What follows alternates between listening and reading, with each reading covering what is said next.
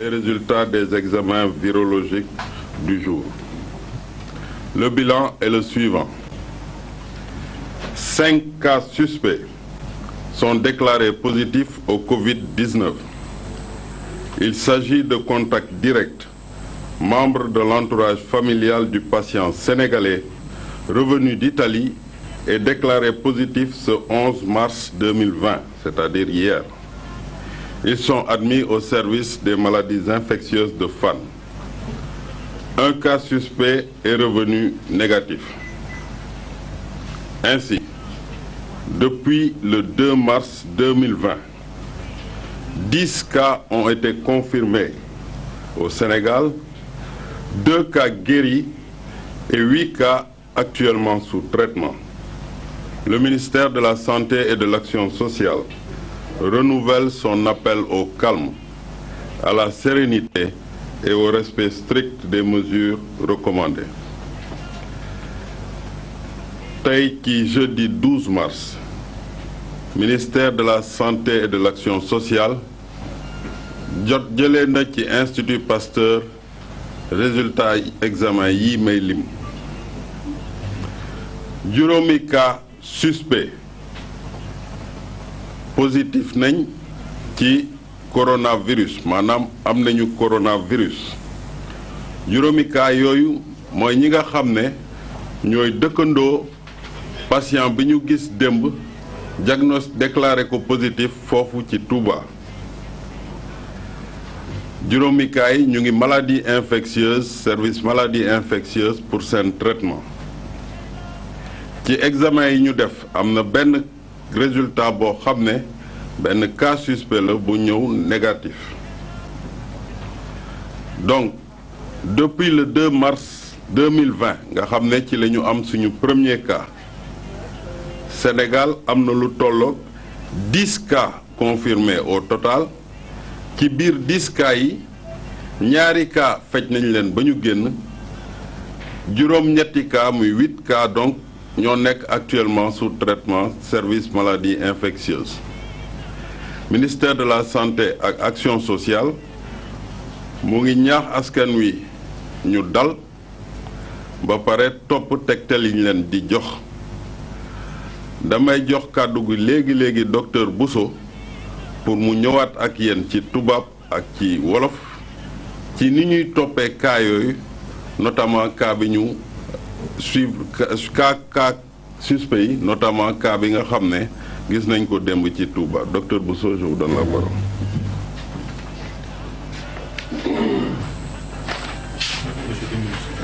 Comment? Vous voulez?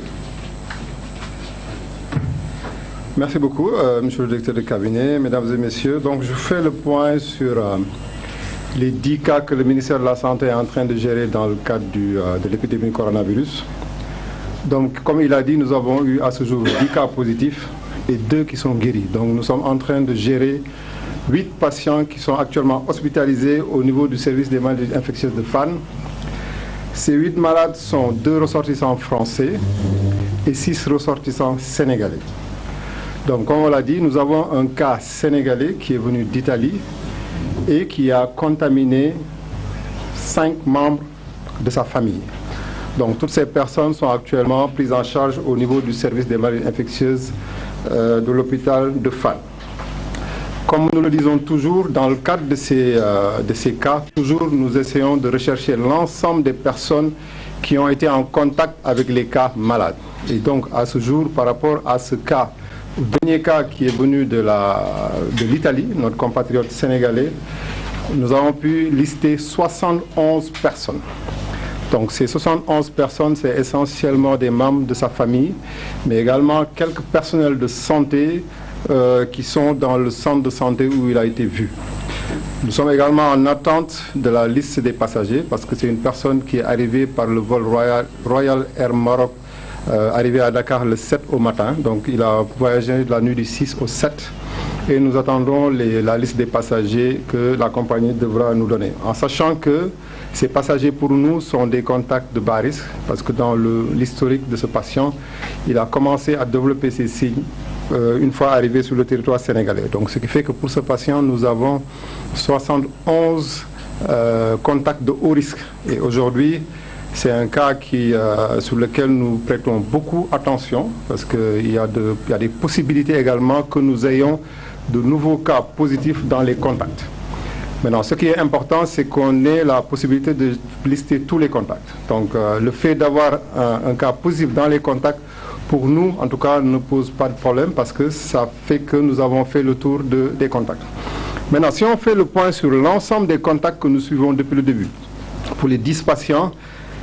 déjà pour les 5, parce que les 5 qui sont testés positifs, nos équipes sont actuellement à Touba en train de faire le suivi des contacts. Donc nous sommes déjà à 1041 contacts sur les 5 premiers cas. Et aujourd'hui, tous les passagers qui ont voyagé dans le vol du 25 de Air Sénégal, également tous les passagers qui ont voyagé dans le vol du 24 de Turkish Airlines, dans lesquels avait voyagé le premier cas français et le 4e cas anglais, sont sortis de notre liste de suivi. Donc aujourd'hui, nous avons 448 passagers que nous ne suivons plus. Donc tous les passagers qui ont été dans ces vols, nous ne les comptons plus dans notre suivi.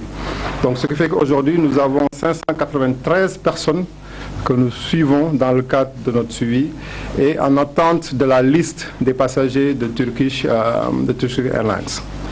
Donc c'est pour dire que nous sommes vraiment à pied d'œuvre pour suivre l'ensemble des contacts et vraiment demandons une grande vigilance. Et je voudrais également profiter de l'occasion pour lancer un appel à toutes les personnes, surtout sénégalaises ou étrangères, qui ont eu à voyager durant les 14 derniers jours dans des pays d'épidémie et qui sont sur notre territoire national, de vraiment prêter attention à leur état de santé. Et à chaque fois qu'ils ont un signe particulier, d'appeler les services de santé. Je pense qu'ils n'ont même pas besoin d'appeler, et c'est très important, parce qu'il faut qu'ils sachent que ces personnes, les premières personnes qui sont touchées, c'est les membres de la famille directe. Donc les premières personnes à risque, c'est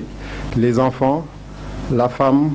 le père et la mère. Et donc ils ont la responsabilité de protéger les êtres qui leur sont chers et il est très important que ces personnes, dès qu'ils sentent des signes, qu'ils puissent s'isoler et qu'ils puissent appeler les services de santé afin qu'on puisse les prendre en charge gratuitement et rapidement. Et Dieu merci, jusqu'à présent, tous les cas que nous avons eus, pour le moment, ils se portent bien au niveau du service de maladies infectieuses et des contrôles se font. Demain, il y a encore des contrôles qui devront se faire pour le couple français et je pense qu'à l'occasion, un compte rendu vous sera fait et par rapport aux résultats, nous vous dirons ce qu'est la conduite à tenir. Donc damay wax ci wolof ci wàllu cas yi ñu am léegi am nañu fukki cas yoo xam ne am nañu Ebola ci fukki ñaari wér nañu ba génn nañu mooy qu'est-ce que je dis aw donc am nañu fukki cas coronavirus yu ñu am donc ci fukki yi ñaar yi wér nañu ba génn ñaar ñi mooy ki njëkk mooy benn ku jóge tugal ak ñeenteelu cas bi ñu amoon moo xam ne dafa jógewoon Angleterre. Donc juróom-ñett yi ñi ngi fi mu nekk nii service des maladies infectieuses hôpital de Fann ñu ngi leen fay topp di leen faj fi mu nekk nii seen yaram tane na donc docteur yaa ngi leen di topp bu baax. léegi cas bi mujj bi am nag moo ñu bàyyi xel lu bari parce que dafa nekk suñu benn naataango bu nekk sénégalais boo xam ne dafa dëkk Italie jóge Italie ñëw Sénégal bi mu ñëwee Sénégal mu feebar fii et bi mu feebaree ba ñu def examen bi ñu gis ni dafa am coronavirus bi te après nag gis nañu dafa wàll waa këram yi donc am na juróomi nit ci waa këram yoo xam ne wàll na leen ñooñu ñu ngi hôpital pour ñu leen di faj ci wàllu waajooju nag gis nañu am na juróom-ñaar fukk ak benn nit yoo xam ne nekka noonu ak ñoom te pour ñun ñooñu il faut que ñu seet leen parce que ñoom mun nañu am après feebar bi te gis nañu ci ñooñu juróom déjà am nañ feebar bi donc suñu équipe yaa ngi foofu ministre de la santé joxe na ndigal ba équipe yi dem nañ sur place ñu ngi topp pour seet ñëpp ñi nga xam ne ñoo taxaloon ak moom pour mun leen faj li ma mën a wax ci ñi nga xam ne ñoo taxoon ñëpp ci fukki cas yi am nañu junni ak ñeent fukk ak benn yoo xam ne dañ leen doon seet ci lim boobu ñi nga xam ne ñoo tukki woon ak tubaab bi njëkk bi ci roplaan bi ci 25 février ak ñi nga xam ne ñoo tukki woon ak anglaise bi ci Turkish Airlines le 24 février ñooñu bokkatuñu suñu si parce que ñooñu jàpp nañ ni passé nañu seen fukki fan ak ñeent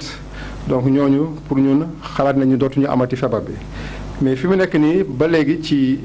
juróomi malade yi nga xam ne ñu ngi leen di seet am nañu téeméer ak juróom-ñeent fukk ak ñett nit yoo xam ne ñu ngi leen di topp ci loolu war nañ ci dolli ñi nga xam ne ñoo tukkeeg suñu naataango bi jógee suñu mbokk bi nga xam ne moo jógee Italie bi nga xam ne ak kii la voyagé Royal Air Maroc. et aussi dinañ xool ñu bees ñi nga xam ne moom la ñu am mooy juróom yu bees yi tey suñu équipe yaa ngi foofu Touba pour xool ñan la ñu taxal donc pour ñu mën a saytu ñoom ñëpp te di rappeler ni que ñoo ñëpp il faut ñu xool leen ci lu mat fukki fan ak ñeent. di jeexal rek di ñaax ñi nga xam ne ñoo tukki jóge ci dëkk yooyu dëkk yi nga xam ne dafa am coronavirus bi ñibbisi si Sénégal ñu bàyyi xel si seen wér-gu-yaram parce que feebar bi boo xoolee ñi la gën a jege lay njëkk a dal. say doom lay njëkk dal say jabar lay njëkk dal say pap wala say yaay donc bu fekkee vraiment ñoom war nañ leen sàmm il faut que ñoom bu fekkee dañ ñibbisi nañu gis nañ benn signe gis nañu lu jagadi seen yaram nañu woote si numéro d'urgence du ministère de la santé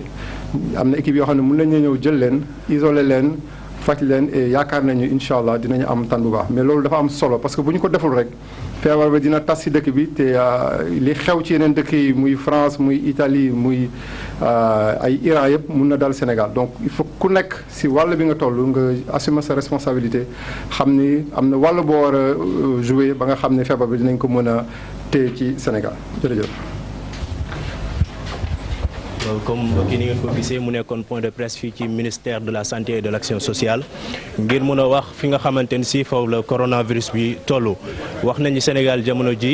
fukki cas moom lañ fi gis yoo xamante ni si nemmeeku nañ ko fukki cas yooyu ñaar ñi mooy ñi nga xamante ni si jóge nañ tugal ñëw fii yeneen juróom-ñett yëpp fii lay nekk fi ci réew mi te juróom yooyu yëpp ñu ngi ci Touba ginnaaw bi nga xamante ni si benn moodu jóge na fële ca Italie ñëwoon Sénégal ngir teewee li nga xamante ni si moo di màggal bu Porokhane moom nag bi mu agsee ñenn ci ay famem sax jot nañu laal ci feebar bi mu nekk loo xamante ne si lu doy waar la jamono ji ñoom ñëpp ñu ngi fii ci service bu maladie infectieuse bu hôpital bu Hann ñuy saytu seen i wér-gu-yaram pour mën a xool fan la yëf yi di toll bu ñu xoolee kon feebar bi nekk na loo xamante ne si jamono ji doy na waar ndax bu ñu xamee Touba ak ni mu toll bëri na nit dëkk la boo xamante ne si am na ay réalité sociale lu fa am ay réalité yi tamit ci wàllu religion kon nekk na loo xamante ni faaw rek ñu renforcer waat anam bi nga xamante ni si moom la ñuy xeexee bile feebar ci jamono boo xamante ni ñu bëri dañu jàppoon ni feebar bi xëy na ni ñu koy waxee si façon bu reetaanlu te médecine mënu koo nangu moo di feebaru tubaab la tey nag mel na ni loolu nekkatu loo xamante ni si war nañ ko di ko xalaat wala ñuy jàpp ni Afrique feebar bi mënu fee agsi ndax climat bi tàngoor bi fi am ndax feebar bi tey ji ñu mu dal ci réew mi lañ bokk ci Sénégal lañu bokk bu ñu sukkandikoo ci ministère de la santé et de l'action sociale am nañ ay équipe yoo xamante ni si yóbbu nañ ko foofee ca Touba ngir mën a xool fan la yëf yi di toll ci wàllu coronavirus bi waaye itamit du yem foofu ndax ñi nga xamante ni si ñoo nekkoon ay passager bokkoon ak moodu bi avion bi nga xamante ni si moo ko indi fii ci Sénégal ñu ngi leen di topp di xool ñoom itam naka la ñuy saytoo ndax am na ñu ci njorti ni dañoo amee coronavirus ñi ci dëggal nag jamono ji ñu ngi topp seen wér-gu-yaram di fàttaliwaat rek ni ko ministère de la santé et de l'action sociale waxee moo di mesure de prévention yi ndax Sénégal seetlu nañu feebar bi bu muy doog a agsi ñu bëri dañ ko jëloon ak benn yitte bu amam solo ànd ceeg farlu ci fagaru bi waaye quelques jours après rek dañu xaw a bàyyi suñu loxo ci wàllu xeex bi wàllu prévention bi daanaka sax nuyoo joxante loxo ba tey mu ngi fi kon mesure de prévention yi nga xamante ni si ministère de la santé et de l'action sociale joxe na ko ñu koy bàyyiloo xel bu baax a baax askan bi moo di fexe rek ba jëlee fii li nga xamante ni moo di coronavirus kon bu ñuy tënk xibaar yi rek li ci gën a am solo moo di cas bi fi mu toll nii nañ jàpp ni Sénégal 10 cas confirmés maanaam fukki cas lañ jàpp ni dëgg nañ effectivement ni dañu amee coronavirus juróom yi wala juróom-ñett yi sax yëpp ay doomu Sénégal lañ fii jamono ji ñu ngi leen di topp mu nekkoon seen ndaw Mouhamed Samb ak Amadou Ba fii ci ministère de la santé et de l'action sociale doon leen toppal xabaar bi ñeel wàllu coronavirus ñu ngi leen di jaajëfal